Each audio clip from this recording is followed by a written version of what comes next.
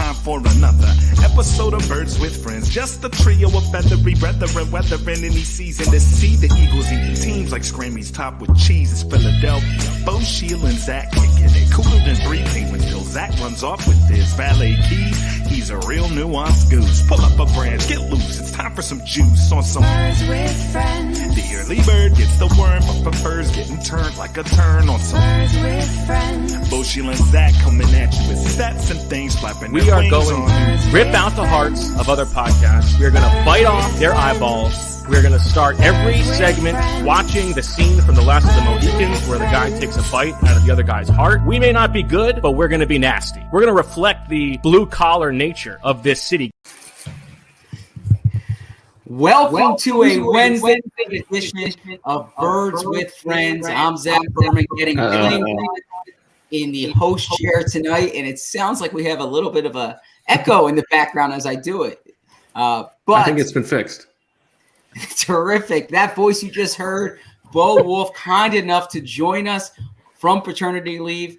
Sheil Kapadia cranking out quality content every day on Free Agency. Make sure you check that out on The Athletic. And Marissa Morris back from vacation. We missed you. It's not like much happened while you were gone. It was nice having Kent there. But good to have you back, Marissa. Much to discuss tonight. We are going to get to the news. Bo Wolf, breaking news during this past week. Sheil recapping free agency, or I shouldn't say recapping, previewing free agency for us. We'll talk a little bit of draft, and then we have some special press conferences tonight live during this show. Howie Roseman and Nick Sirianni joining. And typically we would be at this week in like room 416 in the Fairfield Inn in Indianapolis at the Combine. We're not there, but Bo Wolf will give you a taste of what's going on if we were in Indianapolis. So we would typically start by saying, Sheil, how are you? But I think we should say, Marissa, welcome back. How are you? I'm good. I just saw a comment in the chat that said Marissa just rocking her first name, like Cher or Madonna. We know who she is. I'm happy to be back. I miss you guys. I'm really sorry I missed the trade. You guys did a great job while I was gone. Kent, excellent job with this new intro graphic. So I'm happy to be back, and I missed you guys a lot. So I'm ready to hear these press conferences for sure. Well, before we get to the press conferences, though, we should start with the news of the week. And I know typically I'm the one delivering the news, but Bo was the newsbreaker last week. So I didn't know if you wanted the honors this week, Bo.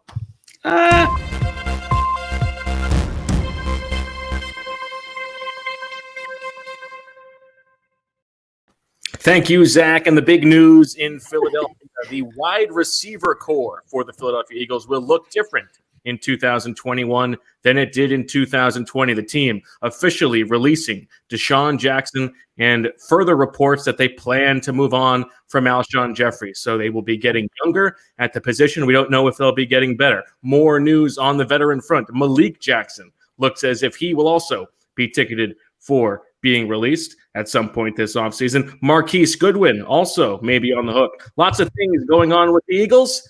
Back to you, Zach. Thank you, Stone Cold Newsman Bo. Sheil, what do you make of that news from last week? Obviously, Deshaun Jackson was the news that occurred, and then we're waiting on the pending moves thereafter. Yeah, it's everything that we've predicted. They've got to get, sorry, I shouldn't have said that. I hate that. I hate when podcasts, it's everything anybody could have predicted. Our wonderful listeners, this is what was already everyone going to knew, happen. the team knew. Zach Ertz was, in tears at the end of the year. We know he's not going to be here. So basically, they're in a situation where they've got to get rid of all these contracts off their books. We know this is what it was all about. This was partially what a big part of what the Carson Wentz trade was about. And that was more about opening it up for, I think, 2022, 2023, but still just to be cap compliant so that they can make even minor moves in the new league year, which starts on March 17th. They've got to get rid of a bunch of these contracts, a lot of this money from their cap. And so that's all it is. I know generally, I think they like to stagger these moves, right? So that they're, I don't know if it's so they're in the news or why they do that, but it seems like that's been the case in previous years where they all don't just come in one bunch. It's a few a week so that people have something to talk about. And so that's where we are. Now, players typically like to get released or trade, or well, I guess released sooner rather than later because it allows them, in theory, to get a jump on the market. Free agency begins in March 17th, and that is the transition that we were going to here because free agency quickly upcoming in a month. And the Eagles, we don't know if they're going to be active spenders. They probably don't have much money to do it, but they'll be looking at all positions here, looking for bargains. You can see on The Athletic, Sheil Kapadia breaking down the free agency rankings. So, Sheil, you want to give an update on what you've written and who might fit the Eagles? Yeah, this is this offseason's version of the Nerd Guides. Our loyal listeners will remember, just Does a that mean series you're not that going to be doing the Nerd Guides. Yeah, that's exactly what I think. Dennis is going to take those over. We're going to have him do a freelance Nerd Guides.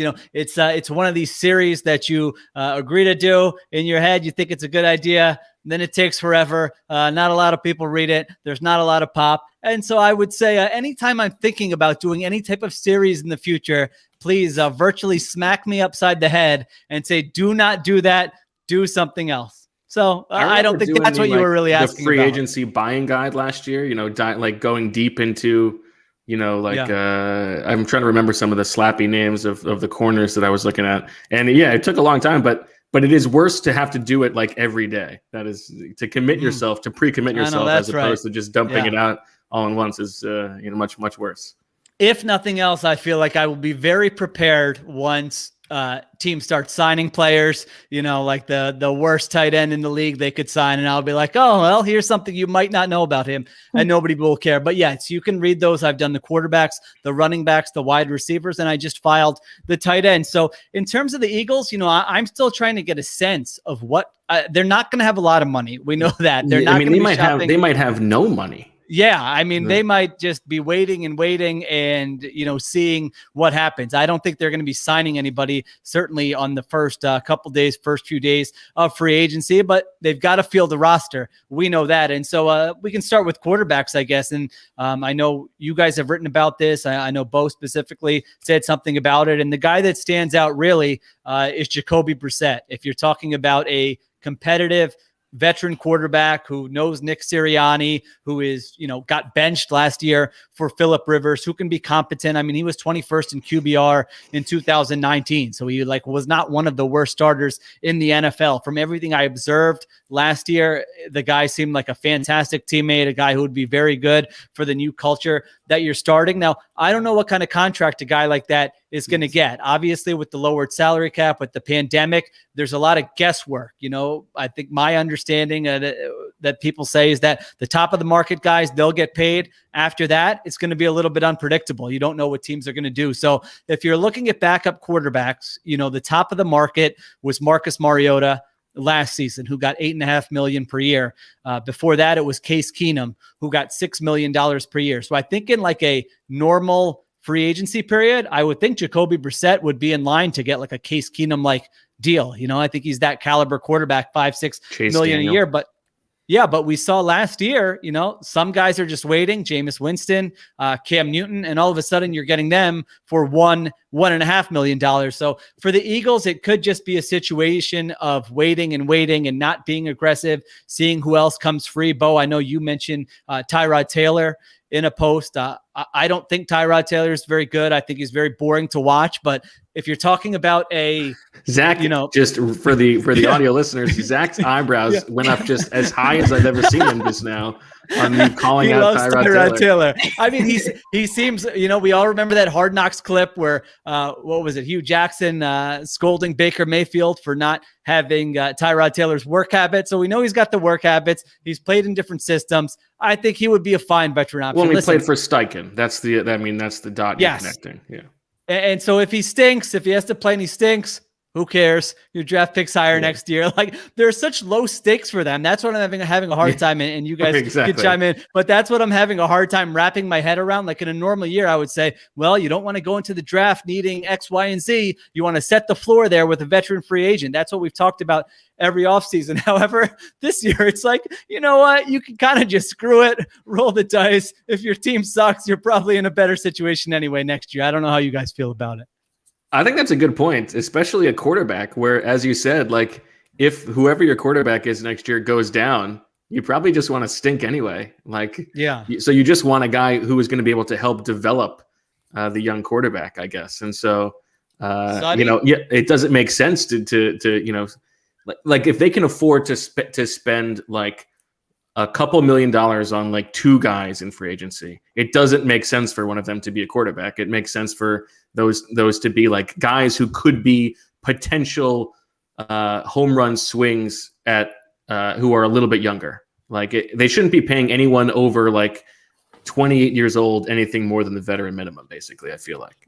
So the past 3 head coaches for the Eagles, and let's take Chip out of it because he came from college, but the past 3 head coaches, including Chip, calling him a college boy, brought former quarterbacks with them, right? So then if you take Chip out, the past 2 coaches brought their backup from their previous stop. Andy Reid brought Doug Peterson. Doug Peterson brought Chase Daniel. Both to decent contracts for those players. How long you had that in the holster? That's going back a ways. and are you sure that Ray Rhodes didn't do that? Am I sure Ray Rhodes didn't do it? Well, no, Ray Rhodes did not bring anyone from San Francisco, but he did bring someone from the Green Ty Bay, Detmer? from the West Coast system. Ty Detmer came from Green Bay. At the time. But I believe so. I believe that's right. Now, the reason I mentioned that is because a big reason why the Eagles paid Chase Daniels, why they paid Chase Daniel what they did in 2016 was to help introduce the scheme, right? That was a big thing from Doug's perspective. I didn't cover the team in 99, so I don't know if with Doug Peterson, if that was a part of it. But if you are introducing a new scheme, it could help having that quarterback who can essentially be an extension of the coach in the quarterback meeting room. Maybe, but we know Nick Sirianni. I mean, his scheme is just going to be whatever the quarterback does well. So he doesn't have to worry about introducing new things. He's just going to already implement the things that the guy already does well. All right, so that's quarterback. Running back, is it worth? I mean, do you think they're going to add a veteran running back? Not for anything more than that. I think they would draft or trade for somebody. Yeah, I can't see them giving up a pick. Yeah. So I mean, that's not. I guess the one guy who kind of stood out just because of Taiwan the Sirianni Jones connection. No, but Taiwan Jones. I mean, this has been my most fruitful nugget that I've unearthed during this. Is that Taiwan Jones? I don't even remember the numbers now. Both caught me off guard. I don't have the tweet, but basically, he's never had more than like 20 touches in a season, and he's been in the league for 10 years. Like a 10-year career for a running back who's never had, I think, more than 153 yards from scrimmage in a given season. Just a fantastic job of showing that, you know what, you can find your way with special teams and maybe being a good teammate and versatility, and you don't have to be that great. So I really want a fascinating career. Bo's going to have to do a piece on him this offseason when he gets done paternity leave. I've got another guy for you, Bo, on that. There's a fullback from the Falcons, Luke Stocker, I believe his name is, who's like 33. Yeah, no, sorry, tight end / fullback. Yeah, and he's been in the league forever, and he's got no touch. Yeah, I think he has 1 carry for 0 yards in his career. All right, sorry. Wait, one quick thing. Luke Stocker, his name will appear in an Eagles-related article in the next. Wow. I don't know if it's tomorrow morning or in the next 24 hours. This story is going to come out, and it has Luke Stocker's name in it. Interestingly enough, Eagles' new head coach. And he's going to be in my tight end ranking. So wow, 2 Luke Stocker references. Look at that. If you're not subscribing for The Athletic yet, then now's the time. Yeah, today was wide receiver day. You and Dane Brugler both had your wide receiver rankings for the draft and free agency, respectively. Tomorrow is Luke Stocker day at The Athletic. Look for that. As far as the wide receivers go, the thing that jumped out to me about your free agency column is that this would be like the perfect year for the Eagles to have money to spend, right? Like this is a loaded wide receiver class. And you think in both 2017 and 2018, they spent big money on that position. They gave Alshon and Deshaun Jackson was a trade, but they still paid him $30 million, right? This would be the year to have money to pay a wide receiver. Absolutely. I mean, now we'll see how many which of those guys get. Go ahead. Yeah, I mean, we'll see who gets franchise tagged because, Allen Robinson, people seem to think he definitely is. They don't have a lot of money in Chicago. And so if, you have to clear up some cap space to franchise tag a guy like Allen Robinson. Now, you could do that, but I'm not sure that they're going to do that. Kenny Golladay is rumored to be a sort of tag and trade candidate. So we'll see how that works out. And Chris Godwin, I mean, they've got to decide if they want to use that tag on Godwin or Shaq Barrett. And if you're the Bucs and you have a Scotty Miller, or if you bring back Antonio Brown on a 1-year deal, that's not going to cost you a lot. Maybe you tag Shaq Barrett and let Chris Godwin go, as much as I love Chris Godwin. Those guys are going to be expensive, but then there's like another tier, a guy like Corey Davis is going to be in there, a slot option like Juju Smith-Schuster. So there are guys who are going to be available, even if you're not talking about that number one top of the market guy. Yeah. And I think what that does is it pushes the guys who are at like the middle of the pack, who last year, Brashad Perriman getting whatever it was, $12 million or something like that. That caliber of player now should be able to be had for a bargain. So maybe that is a place where I could see the Eagles signing somebody to like a $4 million deal or something like that. Speaking of that type of player, a player was released today that if you're connecting the dots, and I know sometimes we can make too much of these connections, but Tyrell Williams, released by the Las Vegas Raiders today, had his best season of his career with Sirianni as his wide receivers coach. If you read some of those clips when Sirianni was the wide receivers coach, he gave a lot of credit to Sirianni for that development. This was a guy, I think, from Western Oregon. Is that right? The college? That if any of us is going to know the answer to that, it's you. It's not me. To look that up. I got to fact check that. But from a small school and kind of burst onto the scene and had a 1,000-yard season with Sirianni as his wide receivers coach. I thought the Eagles should have pursued him the year they signed Deshaun Jackson. Western Oregon is correct. Western Oregon's correct. Okay, good. And so he would be an interesting 1 year, $2.5 million wide receiver. I would agree with that. Yeah. He didn't play at all last year. I think he's got issues in both his feet, actually. And so, that's good. That's good.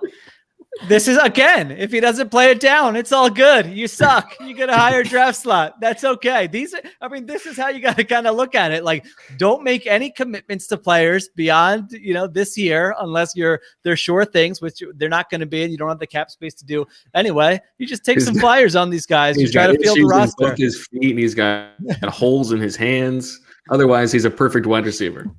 Well, at least, you don't know this, Bo. You might not remember this, but end of last year, not this past year, but the year before, Howie Roseman went into Doug Peterson's office and he said 3 things, Doug. Speed. What were the other 2? Durability. Was that one? Remind me. You remember the anecdote. Why are you looking at me like I'm nuts? Sort of. Yeah. I mean, it rings a bell. I'm surprised Zach doesn't have it. It rings a bell. What? What are you talking about? This was at the combine. Ability, something like that. No, Howie Roseman last offseason had this big thing about how he went into Doug's office and said these are the 3 things we need from players, and it was speed, durability. Do they love the game? Right? Wasn't that one? Oh, yeah. A DFOP, yes. Ryan Jones. I am shocked. How am I remembering that and you guys aren't? What the hell's going on here? I was probably focused on. The pandemic is really making its mark on Shield. Well, Bo, you're on paternity leave, so it's okay. You're just kind of jumping in for a couple hours. I don't expect your mind to be focused. Zach, in host mode, is a different person. I mean, if he weren't hosting, he would have been able to reel that bad boy off verbatim. Now he's like, is a Shield done talking? What's our next segment going to be? He's got his rundown. I got to make sure I get the ads in. Yes. My wife actually said to me before I came on, she said, are you nervous? I said, I'm not nervous, but I'm prepared. I want to make sure, if you prepare well, you're never nervous. Is that levitations and the preparation? Right? That's what I always say. But the other thing I was wondering is, do I need to start? I even asked her, do I need to start with the hello everybody, or is that the Bo Wolf special? You want to make this as different from a Bo hosted show as possible. That's my goal every time I host it. You don't want anyone to be able to draw any comparisons to the show when Bo hosts. With all due respect. Now, some talk in the comments, Shield. People have noticed that you are in a new location. They want the update there. It's not a new location. It's a flipped desk. We did the old rearrange the furniture. I highly recommend this move. I feel like a new man. I can come down to the basement. It feels like something's actually different. And so you used to be seeing that way. Okay. Basically. And now you're seeing this way. And so it's still the basement office. I got to tell you, really, I like the definition on those doors, on those closet doors there. The little outline. That's a door to the rest of the basement. I mean, okay. We're just happy those doors are not falling off like the other ones in this house, and the doorknobs still work. I don't think you can lock it. I think there are still actually no, they don't work properly. I've got to put a trampoline to the back of that one door to make sure it closes shut. So anyway, that's where we are with our house. But I just flipped it. But what about you? Are you in a new location? Me? Oh, yeah. No, this is where I've been the last couple episodes. I haven't noticed. I'll be in the new location soon enough. We did have a new intro. Facts. We did have a new intro. That's true. That I was shocked nobody commented on. That's true. The commenters are slacking. I thought it sounded new, but as I just demonstrated, I am not the most observant person, and so you could have been playing that like the last 3 episodes, and I would have had no idea. Where's the elliptical? Sean asks. The elliptical's right there. It's still alive. All right. All right. Other wide receivers here. So some guy. I do think Tyrell Williams would make sense. Again, he's not going to cost a lot. He didn't play last year. He's 29. He's averaged 16 yards per reception for his career. So if not, if he's healthy, at least he's a downfield threat with some speed. Some other guys I wrote down. How about a Rashard Higgins? 26 years old, had 599 yards last season. The advanced metrics on him. What are you cracking up at? I'm cracking up because Marissa made a funny sound when you said Rashard Higgins. Okay. No, I think she likes like Rashard Higgins. Yeah. 17th in yards per route run last year, 71% catch rate. Maybe he's one of those guys who doesn't get a huge deal. I know you were big on the Josh Reynolds, right, Bo? Zach and I both had Josh Reynolds there, and you buried him, which was great. Higgins, I've had in my annual trade targets thing for the Eagles. I think I've had Rashard Higgins for 3 years now. So if he finally lands here, I'll be happy. So Chad Kane commenter just said, I have some handyman experience, willing to stop by free of charge and fix some doors, talk some football. Chad, you do not want to offer that to me. I'll tell you this, when the Capadias, and this goes back generations, when we find a handyman or a woman, we do not let that person go. We call them constantly. We give them good business. We pay them. You come in, have a beverage. We're very nice to work for, but my gosh, the amount of stuff, then it goes from one Capadia to the next. Then, a certain uncle hears about it, an Indian uncle in a different town hears about it, and they get your number. All of a sudden, he's calling you. So listen, if that actually stands post-pandemic, you very well could get a call from us. Sorry, and you are so desperate to have human interaction. Well, as long as Chad's a nice guy. Chad seems like a nice guy from that comment. Yeah. No, handyman's important. My father-in-law is very handy, and so my wife grew up with the idea that you're supposed to be handy around the house, and so it is the most humiliating thing when I look at it and I talk the language I know what I'm doing and I have no idea what I am doing.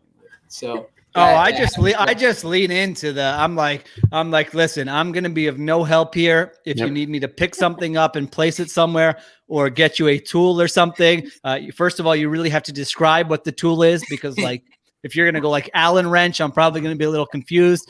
I can get you a beverage. Allen wrench or wrench Allen? I can get you a beverage if you need it, but otherwise I'm just going to get in your way. Can I order a pizza? Would you like some pizza when you're done working here? So that's basically how I look at it. I am of no help. I don't even act like I am. All right, so that's Higgins. A couple other guys I think in that tier. So with Josh Reynolds, real quick. Josh Reynolds played at Texas A&M for Aaron Moorhead. Nice. my God, so- you sicko. But no, so Frickin' this is sicko. interesting. So if you remember a few years ago, Howie Roseman and Joe Douglas were having this pre-draft press conference when they were talking about the cohabitation metrics. And do you remember that Matrix. the cohabitation Yeah. matrix? Yeah. Cohabitation matrix. And a shout out to Zach Rosenblatt from NJ.com. Asked Joe Douglas recently, did the cohabitation matrix come to New York? And Joe Douglas kind of laughed and said, no, that didn't come to New York. But I just remember like how proud they were discussing this cohabitation matrix. I think he said but- we left that in Philly or something, Yes, right? exactly. Yeah, that's He stayed was in like, Philly, don't yeah. bring that nonsense here, Yes. please. But Aaron Moorhead would be the one who checks the box in the cohabitation matrix. Okay. John is saying I may lock Chad in the basement if he comes and fixes stuff. You're not gonna do the There's- trampoline I'm anymore. vouching for him already in here. Really? They said he went to college with him. No, and no. he's I a think they nice said guy. that he went to college with a Chad Kane. Oh, same thing. I mean, how many Chad Canes can there be? Commenters, figure out if that's the same person or not. Ryan says Shield feels like the Corey Graham of handyman. Honestly, I would need to That elevate. implies that he was good at one point. Yeah, or that even I could feel like a rotate, like once in a while, be useful. You know, maybe like 18 snaps a game. That certainly is not happening. He's the with Taiwan me. Jones of handyman, right? Like he finds a Well- way to hang in there. No, I don't stick around. Yeah, I don't know who sucks. Who's the worst, most useless player? Well, in according to the NFL? article today, Josh Reynolds. I just thought Reynolds, I looked at Reynolds and Higgins, and I thought Higgins had the more impressive resume. So that's why I put him above. But anyway, how about a Kendrick Bourne? It was the guy who kind of caught my eye a little bit. 667 yards last year. Does have experience in the slot or outside. He fits the durability. He's only missed one game, I think, over the last 3 or 4 years. So I don't know. That's another name that came to mind. And the last one I wrote here, and this would be more of a culture signing, would be a Willie Snead. I know from my time, as you guys like to remind me of, doing those Raven stories. One thing I learned was that Snead was seemed to be, at least, you never know for sure. So I don't want to say it just from having done a few stories there, but it seemed like the word down there was that he was a great team guy, a good culture guy, a good locker room guy. Obviously did not get a lot of targets in that offense, but he's only 28 years old, which it feels like he's been around That for a shocks me. decade. Yeah. Yeah. He had like 600, 700, 800 yards. When he was with the Saints, he was putting up some numbers that didn't happen with the Ravens. But I don't know what that really gets you. It's not like it's a young, high ceiling guy, but if he's just sort of out there for a while and has to sign a 1-year deal, then maybe he's somebody who would make sense. There you go. Any additional thoughts there, or Can I ask you guys a quarterback question? sure? Yeah. I mean, we've talked so much about will they draft a quarterback at 6 or higher? And I think we all agree that it seems pretty obvious that you evaluate, and if you like a guy, you take him. There's no reason not to, and that's the most important position. But I'm curious if you guys think we've talked about the baseline for quarterback competency is a little bit higher than it used to be, and there now seems to be a little bit more quarterback movement offseason to offseason than there used to be. Do you think that plus, if it is true that, there are going to be more capable quarterbacks coming out in the draft every year, do you think that affects their decision-making process? That's interesting. I think the cap charge is definitely something to be cognizant of. I saw a tweet from Dan Orlovsky talking about the Jets potentially trading Sam Darnold. And he said the same description you would use for Zach Wilson, you would use for Sam Darnold. The only reason to trade Darnold and go with Wilson would be to reset the quarterback salary clock, right? So, I think a big question teams need to have is is that position, unless you have one of the elite guys, is that position fungible enough that you can go from quarterback on rookie contract to quarterback on rookie contract and not get into these mammoth commitments? Yeah, I mean, I think there are going to be options to get more competent guys, but the best way is still to, I mean, there is a huge totally advantage if you get the fantastic guy on the rookie contract. That's a huge advantage. And the other thing is, like, I think the teams who are in position, other than I don't think Deshaun Watson types are going to be available every offseason, basically. Now, could Matthew Stafford types be available more? Yes. Yeah. I mean, I think Stafford and Wentz are probably in the same class. I think if you really wanted like a Derek Carr this offseason, you probably could have gotten Derek Carr. So maybe more of those guys will become available, but where does that really get you? I mean, if you have a great roster and you're saying, shoot, we just need we really think we can win and compete with a guy who might normally be a top 12 guy, but look at our offensive line's unbelievable and our supporting cast is fantastic and our coaching is great. We bring him in here, he's going to be able to perform like a top 5 guy. They are so far away from being in that position. I mean, you can't overstate it. So maybe it's in the back of your head in terms of competency, but I still think for them, this specific team, that probably their best way of landing a guy who's a real difference maker is through the draft. And the other thing is the payoff. Let's say they draft Trey Lance and he ends up being really good right away. Like, that makes up for so many of your screw ups everywhere else. So there's there's just the upside of hitting on something like that is just very, very, it's very big, rewarding. I don't know. I mean, no matter what, you're going to have to solve that position at some point. So, if you can solve that position now, and if that is the correct answer, then everything else becomes a lot easier. It's going to be much harder to build a roster good enough that it can be, relevant with just competent quarterback play. And that's why here's a very low key flex. Joe Giglio asked me last night about do you think Radio Man? Do you think the 5-year quarterback option is intriguing enough for the Eagles to draft a guy just because Jalen Hurts is already on the second year of a 4-year deal? And I don't like this team. The quarterback on a rookie contract, that's for a team that matters for a team that has a ready-made roster that can that has veterans that need to be commanding real money. The Eagles are not in that position. The Eagles are starting from scratch. So it doesn't matter to me if the quarterback they find has a cheap contract. Then it's not like they're a Super Bowl caliber roster that's just a quarterback away. In the NFL, you're never 4 or 5 years away. Yeah. Right? You can turn it around in 2 years. You can clear the books this year. If you hit on the draft this year, and you have money next year, then you could be a quarterback away from the playoffs.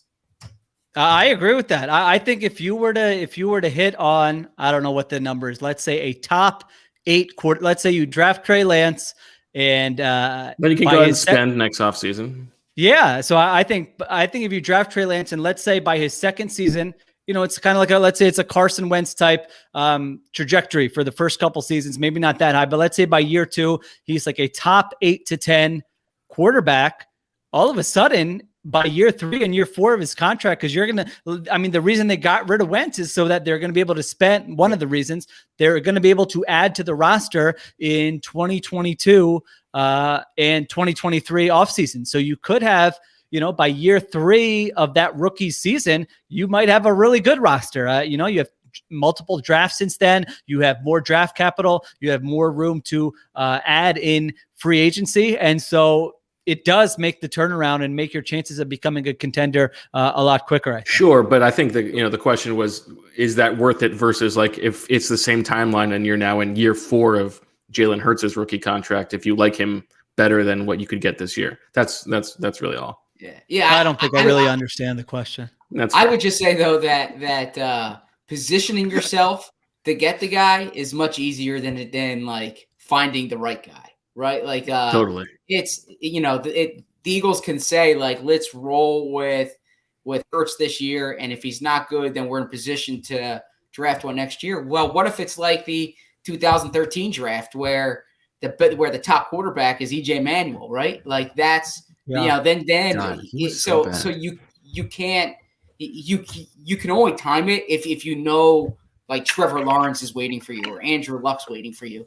But I mean, the Chargers didn't know Justin Herbert was going to be like this, and if the league knew it, then he would have gone to Miami instead of Tua. So it's hard to find those guys.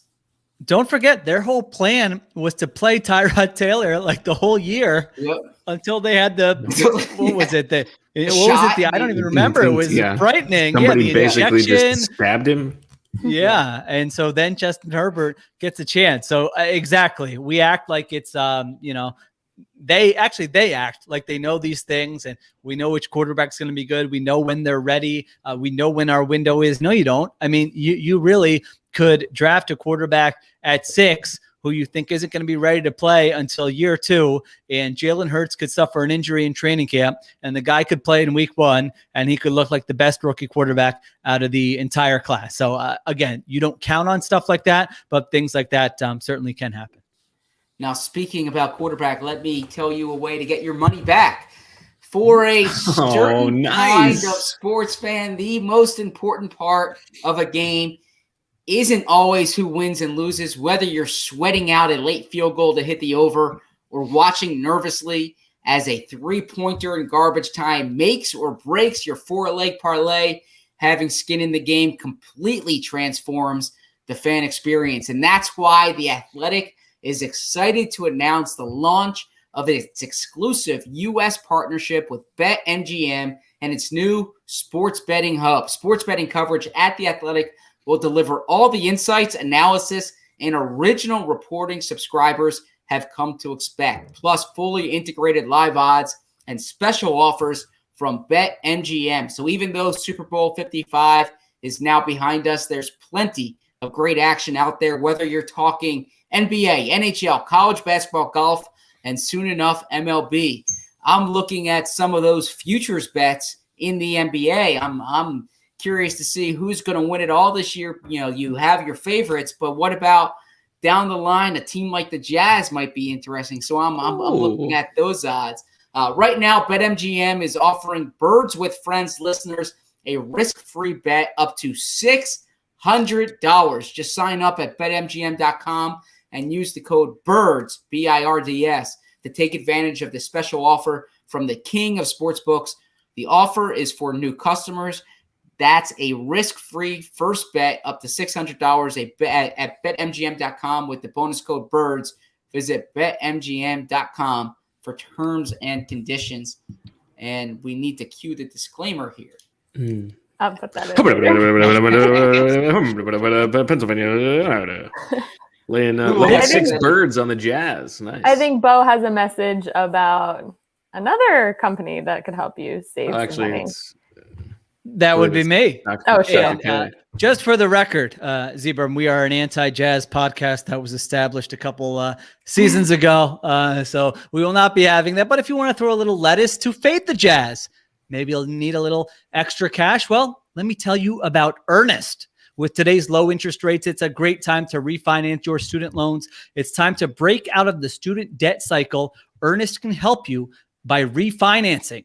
Earnest offers low-rate student loan refinancing, and you can check your rate risk-free in just 2 minutes. With Earnest, you get radically flexible payments, and you can pick your loan term. By refinancing, you can reduce your loan term, save money, or combine multiple loans into a simple monthly payment. And if you have questions, you can even talk to a real live human at Earnest for help. Isn't it time you stopped feeling overwhelmed by your student debt? Here's what you got to do. Earnest is offering our listeners a $100 cash bonus. Refinance your student debt at earnest.com/birds. Terms and conditions apply, but Earnest is giving our listeners a $100 bonus. Refinance your student loans at earnest.com/birds. Once again, you get a $100 cash bonus when you visit earnest.com/birds to refinance your student loan. Not available in all states. Visit earnest.com/birds for more details. Terms and conditions apply. Earnest student loan refinancing made by Earnest Operations LLC, NMLS number 1204917, California. Financing law license number 6054788, 303 2nd Street, Suite 401N, San Francisco, California, 94107. Visit earnest.com/licenses for a full list of licenses. I have a quick update on Chad Kane. It is the Chad Kane. They just connected in the chat. They realized they both went to Temple and they were freshmen in 2005, 2006. Whoa, amazing! How about that? People together. Wow. Reunions in the Birds with Friends chats. Yes. Amazing. I would like a couple to meet, and maybe get married or something in the Birds with Friends chat. Let's make that happen. Chad Kane, I don't know if you're single, but something for you to thrive for. So we have some press conferences coming up, but quickly, I was curious, just some draft thoughts here. We had the beat writer mock draft, the first one. I imagine there will be more coming up. And I was playing the part of Howie Roseman, and I thought when the draft started, it was going to be fairly easy, right? And then I was surprised when the first 5 picks went as they did. The first 5 picks were 3 quarterbacks and 2 wide receivers, not in that order. This is what happens to the Eagles every year. Yes. They explain to you why they're screwing up these drafts. Sometimes you want a guy and he gets taken. I mean, what are you supposed to do when that happens? Exactly. So Ryan Jones says you ended up taking Trey Thomas. so you got it was Trevor Lawrence, Zach Wilson, Justin Fields. There was Devontae Smith and Jamar Chase, not in that order, but those were the top 5. I went with, I believe it's Sewell, Penei Sewell. Am I pronouncing it correctly? Penei Sewell? Yeah, I think that's what I believe it is. Yeah. I thought it was Penei. Is it Penei Sewell? Yeah, I think that's right. like the pasta. Okay, Penei Sewell. Okay. Yeah. So I don't know. I cannot answer if you're wondering if he is related to John Pinacini. I was not going to ask you that. My logic with this here is that the Eagles need to draft with utter disregard for their depth chart, right? So it doesn't matter if you have Andre Dillard or Jordan Mailata. It doesn't matter if you have Dallas Goedert, right? Like, you need to say who has the best chance of becoming a blue chip, top of the league type player. And Sewell obviously plays a premium position. If you think he's that type of player, you take him, and it doesn't matter who's on your depth chart. If you think Kyle Pitts is like a special player, it doesn't matter if Dallas Goedert's on your roster. Like, what you need to do is get the premium, top of the league, all-pro player with this pick. I agree with that philosophy. And I think this is a likely scenario as we sit here in late February. I think 3 quarterbacks and Chase probably do go off the board before the Eagles pick at 6, and then you see what happens after that. I mean, it is like the one position. It is the single position on the entire roster. If you break it down, like every position, and you break down the offensive line into tackle, guard, center, and the defensive line into defensive end and defensive tackle. Offensive tackle is the only position on the entire roster where they are in good shape, short and long term. I mean, maybe. Well, it's at least they're best positioned than any other position. But if you think that Sewell is, a stud, a Robert Gallery type player, then I think you probably do have to pull the trigger there. Although I think that is maybe the one scenario in which you hope that somebody's trying to come up for the 4th quarterback, and you don't move down too far, because I do think it is important that you get a premium player in this draft, picking this high. But I think I think you could afford to pass on Sewell if you're picking up a future 1st or 2nd round pick, and then you can draft, Patrick Surtain Jr. or something like that. Yeah, I agree with your basic premise there, Zia Berman. Even at tackle, I mean, they might be in good shape. I don't know that they are in good shape. I mean, I liked what I saw from Mailata, but I think I don't think you would want to go into it convinced that Mailata is going to be like your tackle, your great left tackle for the next 5 years. I mean, that would be a best case scenario, but you certainly do not know that. Lane Johnson is getting up there. Andre Dillard is even going to be on the roster next season. So, I mean, I think I would agree with the assessment that the roster's terrible.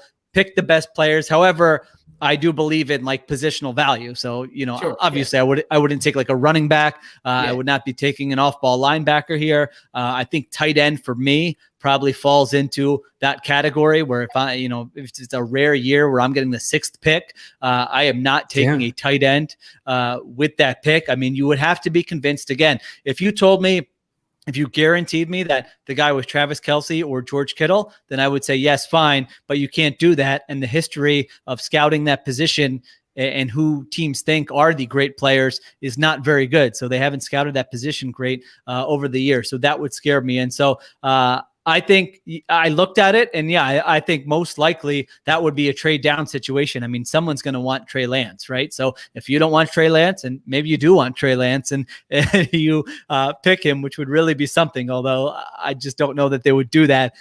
What if they just felt? What if they loved him? Conversation. What if he checked every box? Scouting, analytics, coaches, front office, everybody, Jeffrey Lurie has a Zoom dinner with him. And it's just like, this is the most charismatic guy I've ever seen. Now, I don't think that's going to happen because he's a tricky evaluation with all the things involved. But if all that happened, do you think they would take him? Or do you think it's basically like, dude, we can't even consider taking that guy?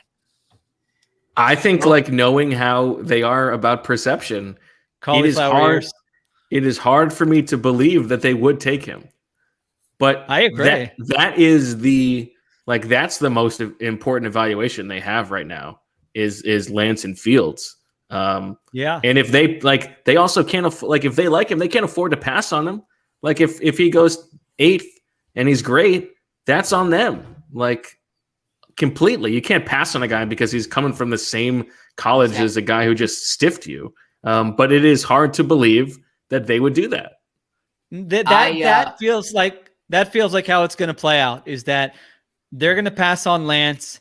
They'll take whoever, Sewell, whoever you take. Fine. My problem with Sewell is it's picking a tackle at 6 is the only way that Howie has ever successfully built a team.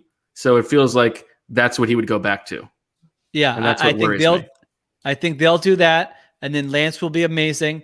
And then we'll wait 2 years, and there'll be a report that everybody in the building loved Lance, but they were worried about the optics of it. And, somebody put their foot down and said, we can't be doing this again. They thought last time they took a kid from North Dakota, who wasn't Philly tough. Because, man, playing in Philly, my gosh, hardest job in the entire world is to be quarterback. You ever been to those Bison games? Boy, that's Philadelphia Eagles. Yeah, I mean, so I think that's how it's destined to play out. And then Lance is amazing. So the old scouting, I don't want to use the scout speak here, but it is applicable. You don't scout the helmet, you scout the player, right? And it's applicable. He's got the man. I don't think you can hold the North Dakota State thing against him. If you're going to hold, definitely not. If you're going to hold something against him, it's that he played 1 year basically of college football. And it was 2 years ago. There's a lot of projection there. That being said, he's 21 years old, 20. He's young.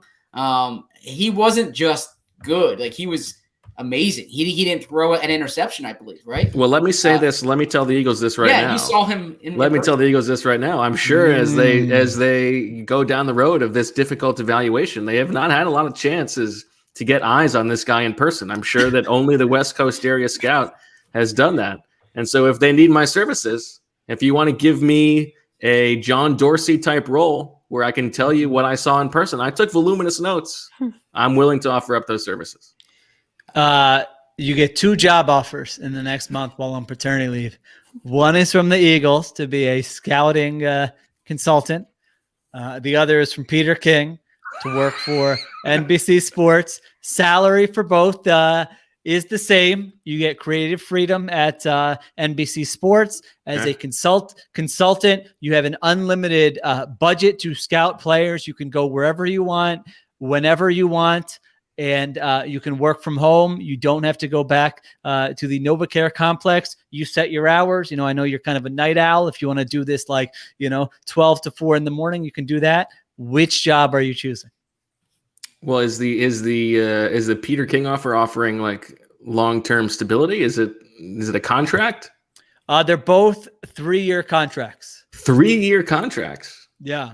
It's a pretty good You contract. think that's for us, short or long? Yeah, I wasn't sure. No, those are good deals. Everything, Okay. everything pay and benefits wise is the same. Is the same, yes.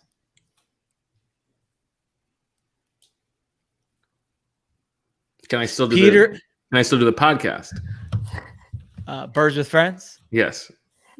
Well, I don't know. Zach, Marissa, and I would have to discuss that. I mean, Okay. could be a conflict of interest, one way or the other. I But that would be the feel same for like- either. I feel like the Eagles' job turns into a better book long term. Really? I feel like I could spin that forward a little bit more. Wow. PK.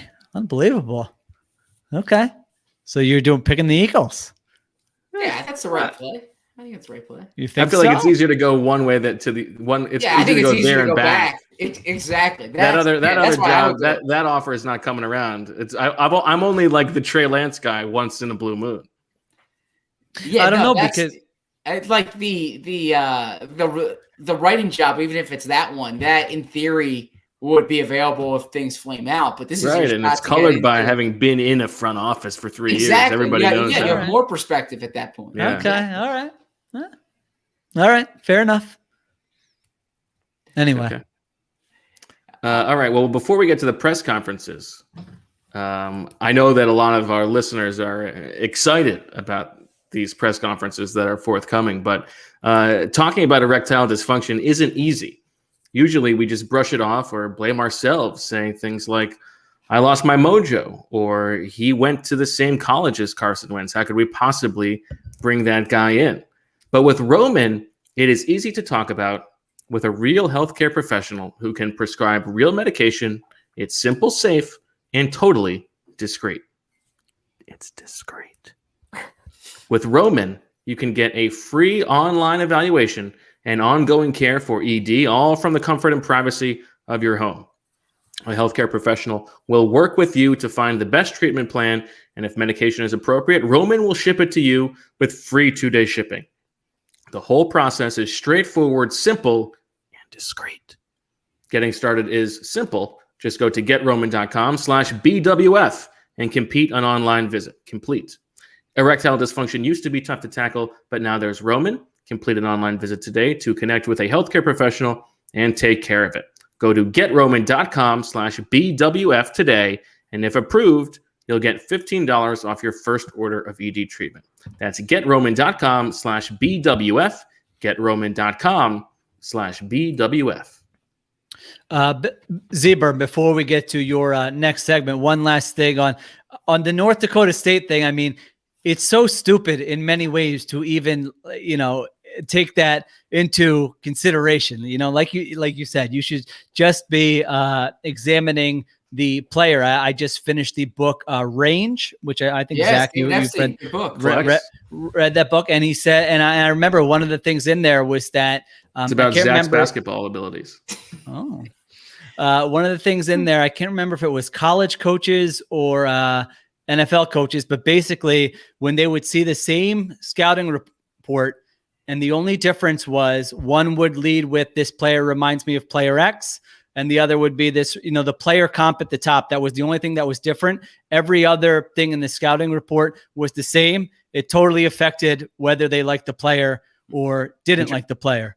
And so there are, yeah. And so, I mean, this is so stupid in so many ways. Like if you're examining your biases and studying what can we get better and what are we putting too much stock into, and like that's a reason for not taking a guy. It is just an unbelievably dumb reason. Okay, that's all. Okay. That's a great reference. So I will turn this over to Bo. I know Bo is not the host tonight, but Bo is the one asking the questions. And So are these? We're doing Roseman. this. We're doing the combine press conferences, right? Yeah. So we are not at the combine, and there is not a formal combine press conference, at least as of now.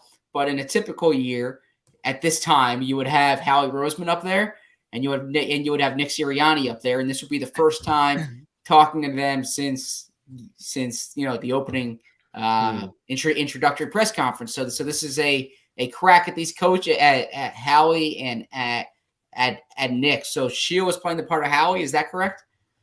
And this is what like he should say, not what I think he would say. Correct? Yes, exactly. Like if I'm giving PR coaching. Okay. Yeah. Okay. Exactly. Now, can I? Is it you're hosting?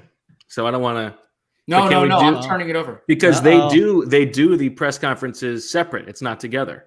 So should we tag team on Howie and then tag team on Sirianni? Wait, that's not. Is that true? That's what they do at the combine. Yeah, they're yeah, up on the podium right, by but they're right themselves. next to each other. Okay, yeah, all right. What would make for better podcasting? I didn't think this through. I should have. Marissa? She's not paying attention. I'm barely paying attention. I don't know what you're even talking about. Or should it be a joint press conference? Let's do we're setting the combine scene. So let's do 2-on-1 and then 2-on-1. Okay. Who's first? Okay. I think typically Howie goes first. Howie goes first. Okay, I'm ready. So you're Howie Sheil? Okay, let me step up to the.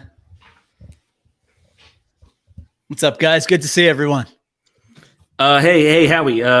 Steve Balboni from draftconcubine.com. Where do you think the draft is particularly strong this year, and where is it weak? It's a good question, Steve. You know, we those people who know the Philadelphia Eagles know we start up front. Wait, no, I'm supposed to be what I would say, right? Yeah. Okay, sorry. I was getting into Howie mode. All right, let's try that again. Okay. Oh, I got to ask the question again? What's up, guys? Yeah, good to see you. Hey, Sheil, or Howie, it's Steve Balboni from draftconcubine.com. Where's the draft heavy and where is it weak this year? Well, yeah, you know, I wouldn't say it's weak anywhere. You look at these college athletes, and they've put in so much work in a very difficult, trying time, as everyone's had this past year. So hope you and your family are doing well. But I would say there's a lot of talent in this draft. But honestly, you ask me that any year, I would probably say that every year. So I want to give you something here. And I would say certainly wide receiver is looking very strong. You know, you see some of these guys ranging from the first round to the middle rounds to the late rounds. And you're wondering, 5-6 years ago, there wasn't this type of talent available on day 3. So that's certainly one of them. And then the other area I would really identify, and it's going to be interesting. I know you guys are going to ask me about this anyway, so I'll tell it to you now. The quarterbacks are very interesting in this draft. I know people are wondering what we're going to do, and I'll get ready for your 15 questions about that. But, some would call it a top-heavy group, but I think there really is talent throughout, and just some really impressive young men that we've had a chance to interview here in the past couple days.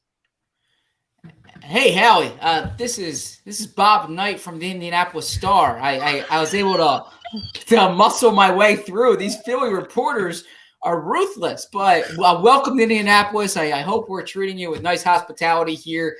I want to know, why did you trade Carson Wentz, and what can Colts fans expect from him? Bob, thanks for that question, and thanks for having us in your wonderful city. We have a fantastic time every time we come here and visit Indianapolis. It was not an easy decision. Anybody who knows the Philadelphia Eagles, anyone who knows our relationship with Carson Wentz, the ups and downs that we've been through together, my personal relationship from scouting him and trading up to draft him. This is a guy who's going to be in Eagles history from now until eternity. This is a guy who helped us win a Super Bowl, but not only that, it's the memories you have with him, the personal anecdotes, the time you spend with him, the conversations you have with him, getting to know his family. So in the end, we had to look at our situation as a football team, where we wanted to go here in the next 2 to 3 years. When you look at the players we have on the roster, the change we made with the coaching staff, and ultimately we decided what was best for the Eagles, and really what I think will be really good for Carson Wentz was to move him to Indianapolis, try to get younger, try to improve the roster with some draft capital. Now, what are the Colts getting? The Colts are getting a heck of a competitor. I mean, this is a guy we all saw 2017, played at an MVP level, put the team on his back at times in 2018, 2019. Things didn't go great in 2020. That wasn't all on Carson Wentz. And anyone who thinks it was, they are sorely mistaken. So that was an organizational failure, starting with me number one in a lot of the moves I made in the offseason and the previous off seasons. So you can point the finger right here for that. That wasn't on Carson Wentz. This was just a situation where we felt like we had to go in a different direction to really get back to being a Super Bowl contender. Howie, Zach Berman, you just mentioned the mistakes you made in past years. Can you elaborate on that a little bit? What are the mistakes that you made, and what are the things that you regret? Oh my gosh, how much time do you have there, Zach? I've got all day.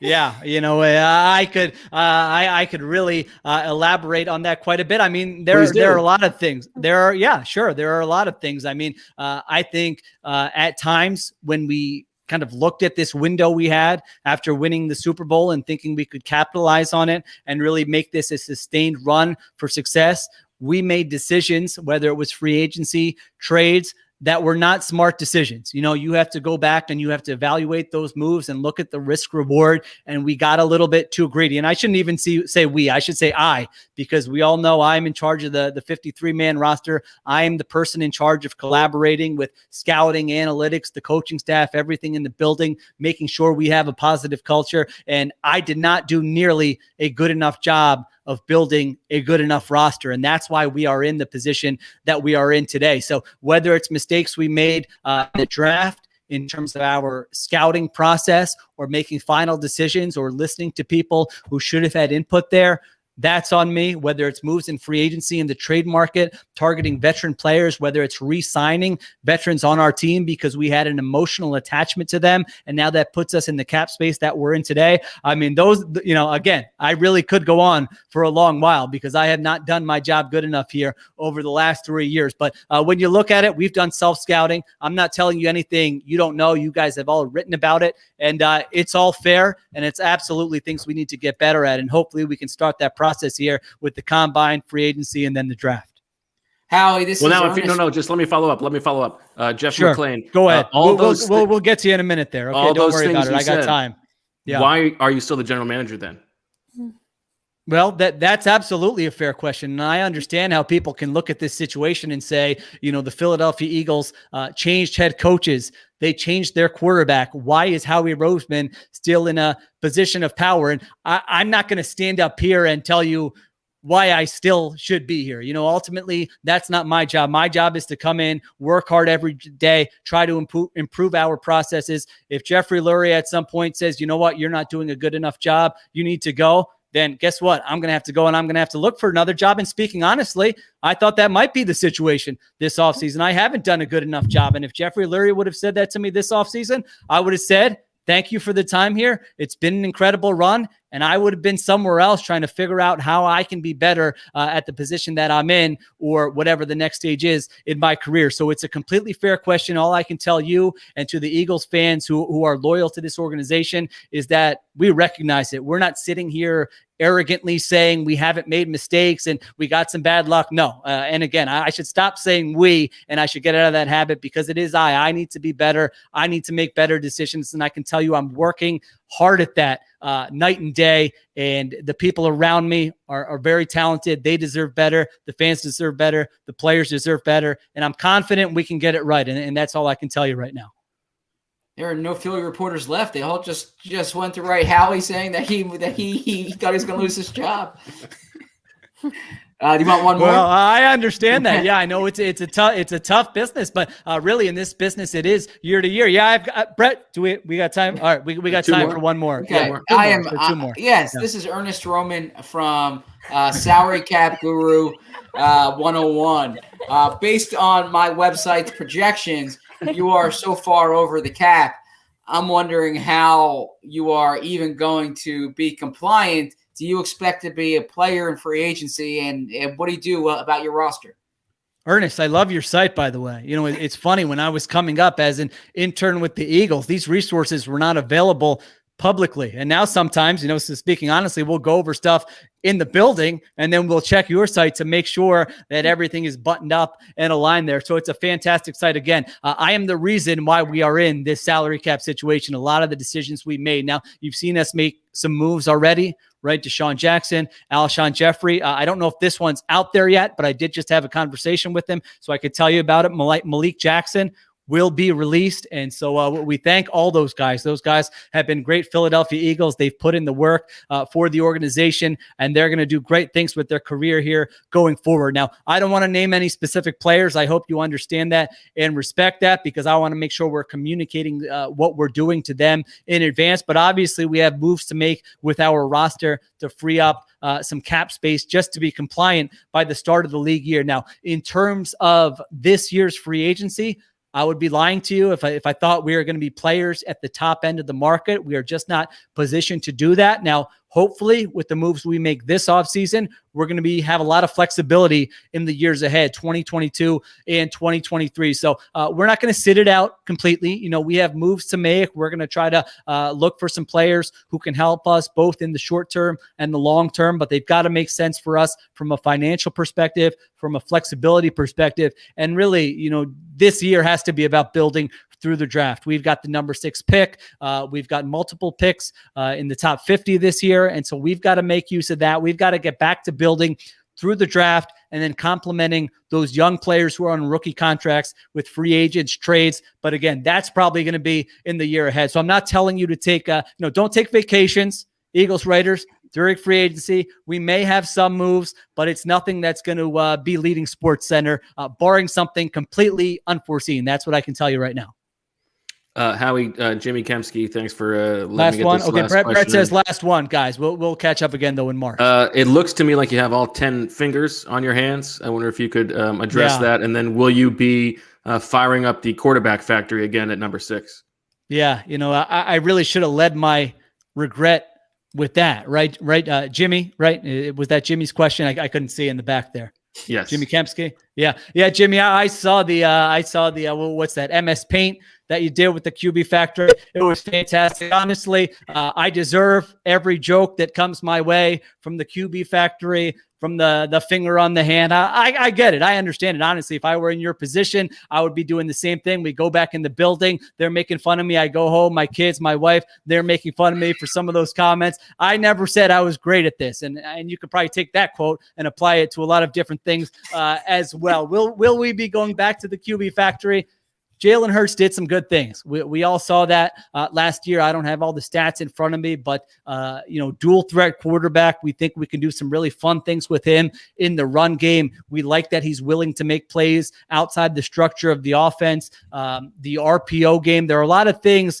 Talking to Nick, who I know we'll get to here in a minute, that we can take from Jalen Hurts' college film and apply it to the Philadelphia Eagles. So I'll tell you right now, Hurts is absolutely going to be in the mix. Now, having said that, I'm not going to say quarterback factory, but I can tell you that we never rule out adding talent at that position until we are 100% sure that we've got the guy to lead us. And I don't think Jalen would take offense to me saying it's hard to know that after 4 games that he's 100% going to be that guy. He very well could be. We want to see more of him, but we will explore every avenue to make sure we get an answer at that position. It's the most important position in sports. So we'll explore that not only this offseason, but for future offseasons to come. But yes, I will be retiring quarterback factory. I will not be making any t-shirts with that saying on it. And that is one, just, I'm sure you guys have some stories that you wish you had back, maybe some podcasts over there for the Birds with Friends guys, some podcasts that you would like to have back. So that's one that I sure would like to have back. Thanks, Howie. Well done. Thanks, guys. Appreciate it. Enjoy your time in Indy. We'll catch up at the owners' meetings. Well done. That was outstanding. All right, steering on to the podium. Okay. All right, I got to get some questions for Nick. All right. You ready? Who's Nick? Yeah. Zach's next. Lead us off, Bo. Hey, excuse me, guys. Before you begin, I just have an opening statement here, and it's great seeing you. I know the first introduction probably did not go the way I wanted. I just wanted to get ahead of this. I know you have a lot of questions about the quarterback position. Respectfully, I'm limited in what I'm allowed to say right now. Any deals would not be official until the start of the league year, and I'm limited in what I'm allowed to say. I don't want to be rude. I'm not trying to evade questions. I just wanted to put that out there from the beginning, and I want to help you as much as I can, and in due time, we will talk about all of this, but I just wanted to make that clear about the quarterback position. Nick, Kelly Gruber from Fantasy Harem. How do you feel about backfield shares, and do you think that Miles Sanders could get, who knows, 150 touches this season? Yeah, good question, Kelly. Let me tell you this. When I was in Indianapolis, we had different running backs every year. You think back to my first year there, we had Frank Gore. Then Marlon Mack takes over. Last year we had Jonathan Taylor. I am an equal opportunity scorer. All I care about is finding the end zone, whoever needs to do it. That being said, you look at our backfields. We had Hines catching the ball out of the backfield. We had Jordan Wilkins as a power back. If you are dressed on game day, you are going to have a role on my team. So how do I feel about backfield shares? I believe that we can have 3 quality running backs, but Miles Sanders can be the leader of our backfield. I saw it when he was coming out of Penn State. We were watching cross-opponent film, and you can just see that burst that he has. What he does, you can't teach. So I'm telling you, Miles Sanders is going to have a big role in our offense, but he won't be the only running back that we use. Hey, Nick, Ronak P. Samput here from SportsIndian.com. There has been some push or rumors to be some push, and really Jeffrey Lurie has said this publicly. He believes the passing game is how you really win in the National Football League. What is your take on run-pass balance? Are you guys aligned in that, and did it come up during the interview process? Yeah, good question, Rona. I'm a former wide receiver, right? Ronak, I played at Mount Union. Yeah, thanks. Oh, Ronak. I okay. apologize. I'm a former wide receiver. If it was up to me, the wide receivers would get the ball every single play. And I suppose it is up to me now. But look, I want to find ways to win the game however it comes. I want to be able to run when we need to run. I want to be able to pass when we need to pass.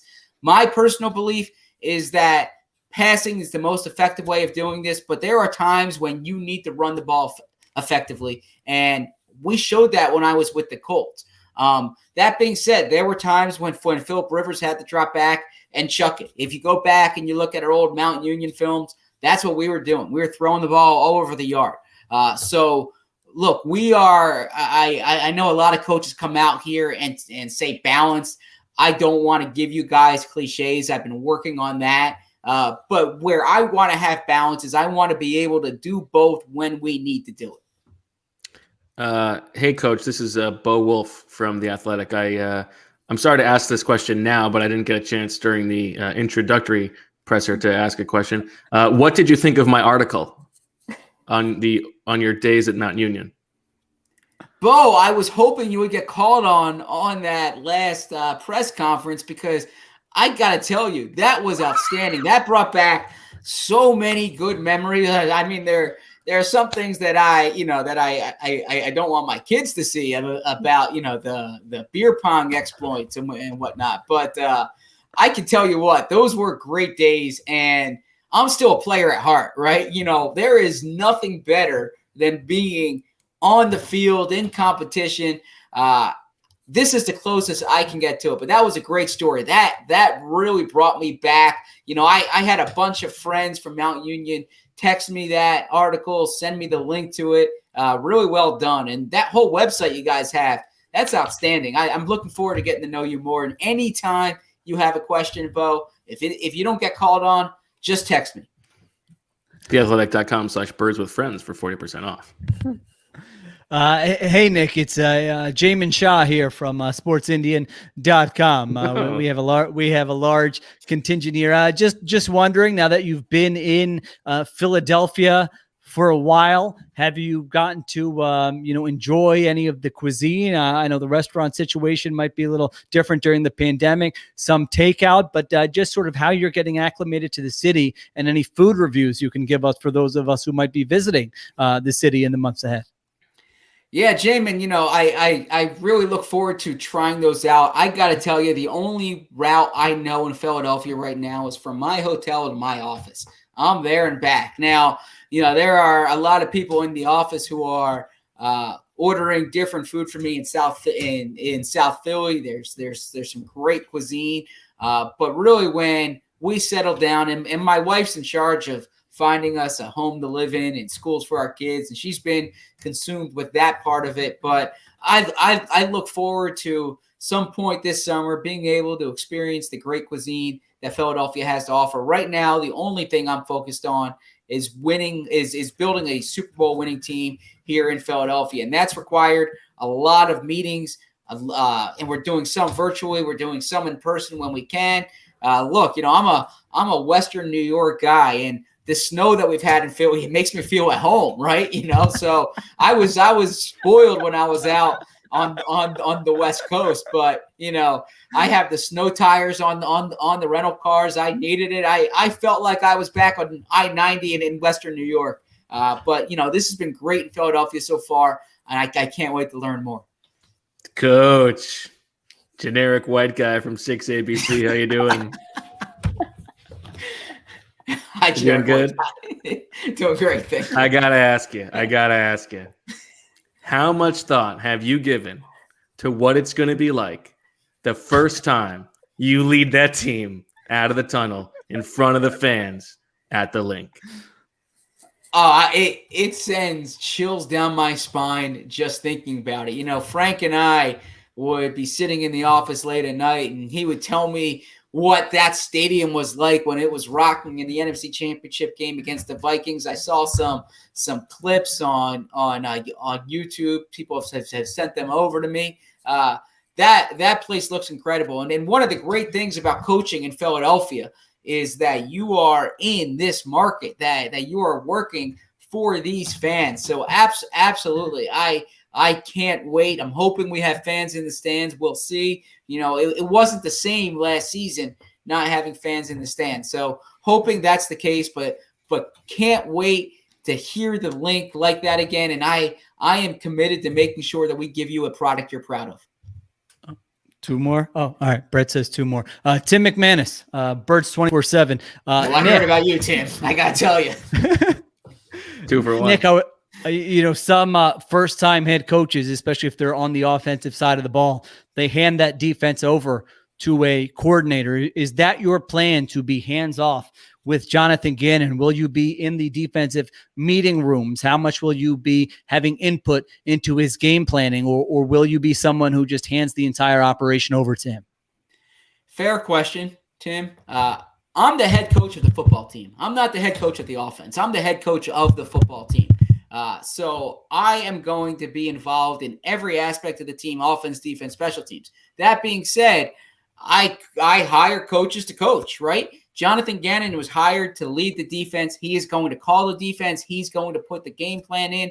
But this is not Jonathan Gannon's defense. It's the Philadelphia Eagles defense. And it's my responsibility to oversee it. And I want to make that abundantly clear, because if things don't go well, if there's a bad game, it's not Jonathan Gannon's fault. It's all our faults. It's collective. I'm not avoiding that responsibility. But I can't wait for you to get a chance to meet Jonathan, because let me tell you something. There were about 3 or 4 teams that were dying to have this guy as their defensive coordinator. We're very fortunate that he chose to come to Philadelphia. He had options. He chose to come to Philadelphia because he believes in what we're building, and he's a big part of that. Nick, Sheila Kapadia from Birds 24/7 and SportsIndian.com. The Eagles have a reputation as an analytically forward organization. How much did that come up in the process? How much do you expect to be aggressive on 4th downs? And do you expect that being pro analytics and forward thinking is going to be a part of your regime? Yeah, you know what? That question has come up, and I understand why you ask it. And look, I believe quite a bit in using data to inform your decisions. More information you have, the better.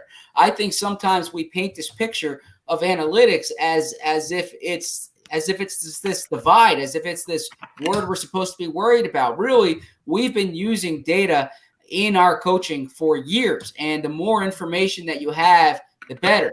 That being said, sometimes statistics, they can be like bathing suits.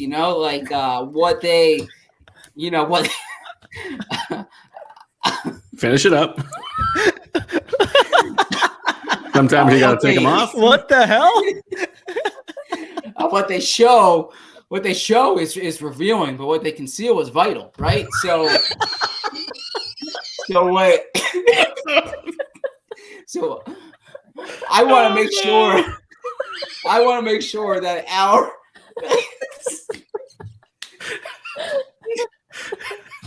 I want to make sure that our decisions are guided not just with data, but with all the information, right? Like I need to know what my players are comfortable with. I need to know what my coaches are comfortable with on a given play. It can't just be looking at the data, but that should absolutely inform your decisions. And trust me, it's a cliche to say, "Oh, I read Moneyball," or I look at all the numbers that are available to me. I incorporate it in my coaching. I don't want it to be the only thing we go off of, but I absolutely wanted to use it to inform my decisions. All right. Thanks, Coach. What that was analytics or like Those statistics. Oh, statistics. Oh my yes. gosh, that was awesome. Statistics, yes. Good job. Yeah. That was good. Fantastic. That would be amazing if he broke that out. All right. All right, host. All right. So that was a longer segment than I anticipated. Do you still want to do the last segment, or should we wrap it up? Yeah, why not? Shield's got nowhere to be. So the final segment of the show is this. We would typically be in Indianapolis this week. And a big part of being in Indianapolis, and if you follow writers, a lot of them are talking about this on Twitter, is these small talk conversations that you have, whether it's in the hallways at the convention center, at the coffee shops, at the restaurants, at the bars at night, in the hotel lobbies, whatever it may be. So I thought Bo, who is the king of small talk, could give us a mock small talk conversation. I think we could spin a wheel and we each get a turn, but fair enough. I've got nothing. I hate doing it live, and I don't need to do it now. You got to give me some details. Okay, so is there someone playing the other role? Okay. Yeah. I will play the other role. I am Agent X. Okay, so I am agent of a pending free agent, and you want to cozy up to me here. Do we know the free agent? Well, that would say who the agent is, but okay. And are we at a bar? This is a bar or yeah, we're at Prime 47. It's about 1:23 in the morning. Oh, that means Bo's been getting after for a while then. Okay. And I had one other question. Shields in the corner. He already has a headache before he has the pre-sleep hangover, which is something that. Sorry, I might not have thought the segment. And have we met before? No. Okay. No. Or you might have met me, but I don't remember meeting you, because that happens a lot in these situations. Right? And I don't want to be the guy who's like, no, actually, we met 4 years ago at Shula Steakhouse, and you don't want to be that guy. Hey, how you doing? Hey. Bo Wolf. I cover the Eagles for The Athletic. Hey, Bo. Nice to meet you. This was my last question. Is this a post-pandemic world, or are we going back to? We're handshaking, and are we going back to 2020? This is a post-pandemic world where you're cognizant of like the interaction, but you're able to be in the same room. Everyone's gotten vaccinated. It's everyone's happy to be out and about. Yeah. Okay. Fair enough. You having a good time? What are you drinking? This is Bud Light. You want another one? Yeah, please. Okay, I'm gonna get a couple. I'll be back. Yeah. All right, here you go. Thanks, man. So, how was your pandemic?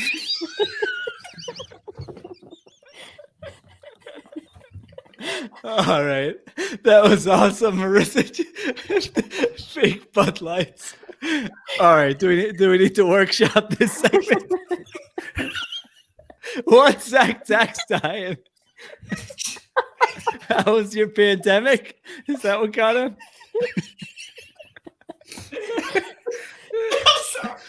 Oh my gosh! I can't imagine being in the bar with someone and saying, "How was your pandemic?" Yeah, I don't think that's going to land it. All right. I'm sorry. terrible. Yeah, it is. It's this huge bar, and you've got media types and TV types and coaches and GMs and agents, and I just find I'm not doing any there's no cold intros from me. It's either I don't do that either anymore. I'm in a circle where I know someone, and then they're going to introduce me to someone else, or it's like we've had some kind of interaction before. All right, so this segment, this is a bad segment. We can cut this out. Anyway, I think we should each get a turn. Okay. Oh, right, you want to go forward with this? Yeah, it's Shields' turn, and I am a former Eagles assistant coach who's no longer with the team. And so you want me to We've do what met I a would couple actually, of times. what I should actually do? We've Yeah. only met a couple of times. I mean, I covered the team for a while. We don't know each other any better than that. All right, so I've asked you questions. Oh, all right. Well, that's a good one. Do I know where you're coaching now? Do you have a job somewhere? And I'm looking for a job. Oh, okay. I don't know a lot about Philip, but all right. Anyway, I don't have to be Philip Daniels, but no, that's fine. okay. Hey, Philip, how you doing? Hey, how are you? Good. Sheil Kapadia from The Athletic. I was covering the Eagles back when you were in Philly. Sure. Yeah, I remember you. How you doing? Good. How's your week going so far? Pretty good. Got some irons in the fire. Okay. Looking to land somewhere, but it's going well. I got a lot of friends around the league, so it's good to see people. Oh, it's a crazy business. I don't know how you guys do it. I mean, it's unbelievable. How's your family doing, by the way? Good. I got 3 kids at home. They're probably tired of me being around, so I'm sure they want me to get a job too. Well, yeah. How about you? You got kids? Yeah. I got 2 little girls, and I got to tell you, no one's happier than my wife about me being gone for a week here. With the pandemic, it was just me in the basement, coming upstairs, the same thing, day after day. I'm sure you know how that goes. Yeah. Are they Zoom schooling or what? Yeah. They're Zoom schooling. They're on their screens about 18 hours a day. It's really going fantastic. A wonderful childhood. Not like you and I had it, right? They don't go outside. They don't play. They just want to be on their iPads all day. How about your kids? Are they play any sports? Or are they doing the same thing? Yeah, the oldest is getting into football, getting into ball, and then middle girl, she's into gymnastics, and then the youngest is just he's a toddler, so we're just he just gets pushed around, and he's doing a good job. I got you. Okay. Yeah. Well, hey, good to see you. Good luck with everything. If you ever need anything, certainly reach out and let me know. But I look forward to seeing what's next for you. Well, how am I going to reach out? You didn't give me your number. Oh, there you go. Here it is. It's blip, blip, blip, blip, blip, blip, blip, blip. All right. There you go. Now you got to give one to Zach. We're going to keep it going. Okay. Oh my God! Last one. Yeah, I mean, we really could have finished on top with this episode. Yeah, my bad. I apologize. We should have used the same Zach, right? I thought it was... All right, Zach. Who? What do you want this to be? You are a team executive. Oh, okay. Good one. You're an executive for another team. I'm trying to get to know you as a source and also maybe extract some information. Okay. All right, let's do it. Hey, Zach Berman from The Athletic. Great to meet you. Hey, Zach. Good to meet you. Should I have a name? Is there a specific executive? You're Sheil from Sheil. Pick the Team. Good to meet you, Sheil Kapadia. Zach, I got to tell you, how long you been with The Athletic? I've been loving that site ever since that Indian fellow with the bald guy moved. Oh, yeah, Sheil. Yeah. Sheil does a good job for us. Yeah. He got me to sign up, obviously, with my other roots. Are you enjoying The Athletic? Yeah, it's a good place to work. Great group of people there. Been there for 2 years now. Really happy I made this move. Oh, that's great. I love the no ads. Every time my wife or kids, they'll be on their phone looking at something. All of a sudden, a video pops up. Everyone gets scared off. I don't know why every site doesn't do that. I mean, do you see other sites trying to replicate that model with the no ads and subscribe and all that stuff? Yeah, they won't be able to do it as well as us, you know. So wow, okay, big flex, big man. Okay. Hey, real quick, while I have your attention here, you know, I know you might not want to talk shop here, but I was just curious. I cover the Eagles. I've been hearing some things about their potential interest in drafting a quarterback this year. Is that anything you've heard? You know, it's funny. You get in these bars and all kinds of conversations are happening, and you hear rumors everywhere. You know, I've known Howie for a long time. You know, we kind of came up together, came in the league at the same time, so I know how much he values the position. I don't have any like inside information for you, but just like you guys do on The Athletic. You know, I was reading Dane Brugler's the other day. You guys do mock drafts. We do the exact same thing. And so there have been scenarios we've mapped out to see who's available at our pick where we do have the Eagles going quarterback because, you know, I think they like Jalen. I had heard last year that they just kind of wanted a inexpensive option as a backup to Carson. So I don't know that they ever viewed him as kind of the guy, but who knows? Maybe after a year in the building, they think otherwise, but I think it's certainly possible. That's interesting. I don't want to hold you up here. Real quick. Appreciate that. Your thoughts on the quarterbacks in this year's draft? Anyone jump out to you?